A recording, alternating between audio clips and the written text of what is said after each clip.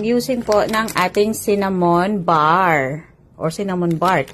So, kunin ang cinnamon bar at lumabas ka sa iyong tahanan. This one, mabas ka. And then this one should be done by 5 to 6 a.m. sa umaga every Friday, first Friday of the month.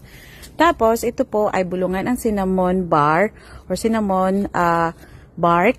Tapos, ito po ay paganoon po sa inyo, ihagis nyo po sa inyong tindahan, sa inyong tahanan, para palaging may binta, palaging may pera. Pagkatapos ng bulungan, ihagis po ang cinnamon bar sa inyong tahanan or tindahan. Sumot it be.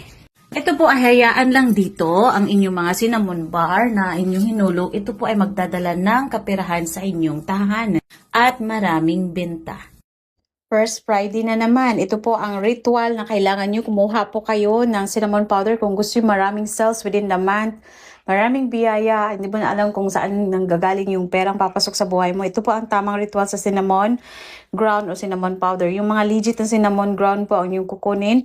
And then, dahil mag-aakit tayo ng papasok sa ating buhay, sa ating tindahan, ito po sa mga workers, sa mga negosyante, online selling, kaliwang kamay po because kaliwang kamay is receiving part. Maglagay po ng cinnamon powder sa inyong kaliwang kamay and then i-open po ng napakalaki wide ang inyong mga mendor. Dahil po tayo mag-aakit ng swerte, sabihin po as I blew the cinnamon powder, lahat ng sources sa kaperahan, lahat ng sources sa pera ay mababa sa akin at papasok sa aking buhay, sa aking negosyo, sa aking pitaka.